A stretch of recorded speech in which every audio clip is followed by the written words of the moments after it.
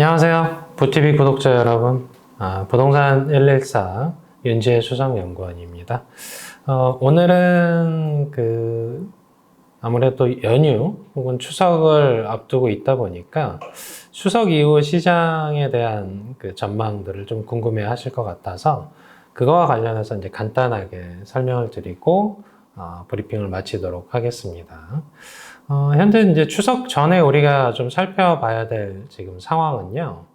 일단 정부의 대출 규제죠. 대출 규제를 통해서 수요가 일부 억제되고 있는데 여기에 대한 방향성이 매매 시장과 혹은 우리가 이제 거주하는 전월세 시장 쪽에 어떻게 영향을 미칠까? 이 부분들을 궁금해 하실 것 같아요. 그래서 일단 우리가 매매 시장을 이해하기 위해서는요. 일단 사용 가치, 전월세 시장 쪽에서의 움직임들이 어떻게 변할 거냐에 대한 것들을 좀 살펴보셔야 되는데, 그러다 보니까 전월세 시장부터 일단 설명을 드리면, 정부의 대출 규제 영향에 따라서 이 수요자들이 향하는 방향이 매매 시장보다는 전월세 쪽으로 향하게 될 걸로 보입니다. 더군다나 어떻게 보면 추석 이후부터 본격적으로 가을 이사철에 들어가거든요.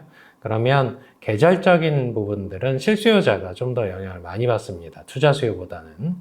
그러다 보니까 정부의 대출 규제에 따라서 매매로 가시려던 분들이 전월세 시장 쪽으로 그대로 안주하면서 시장 내에 사실은 전월세 공급이 오히려 좀 부족해지는 국면들이 될 수가 있고요. 그래서 아무래도 추석 이후에는 전세와 월세가의 상승폭이 더 커질 거다라고 보고 있고요.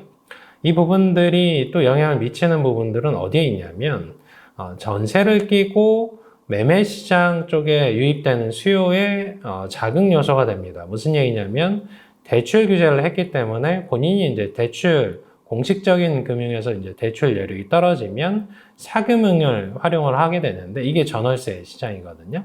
근데 이제 전월세 시장 쪽에서 가격 상승폭이 오히려 커지게 되면 이 전세를 레버리지로 한 시장에서 말하는 갭 투자가 오히려 거래 시장 쪽에서 비중이 좀 높아질 수 있다.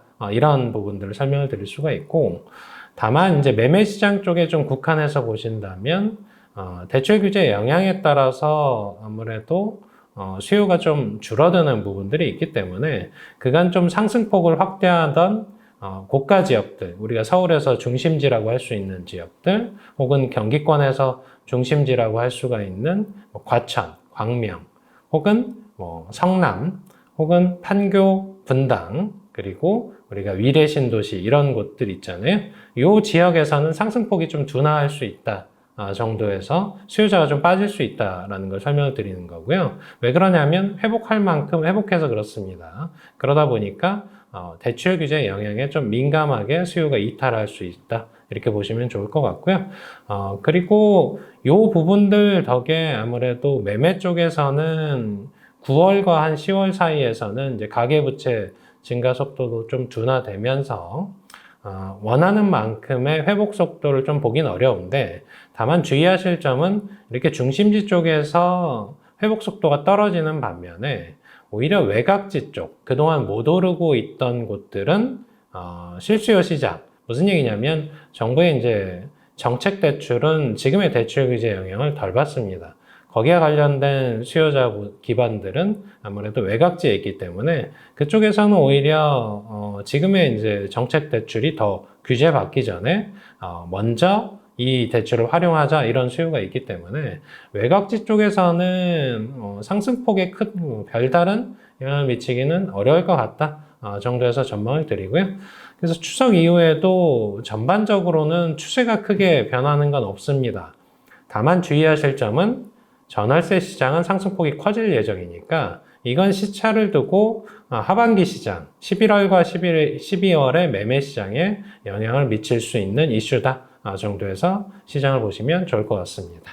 예, 연휴 잘 쉬시고 차주 컨텐츠에서 또 뵙도록 하겠습니다. 감사합니다.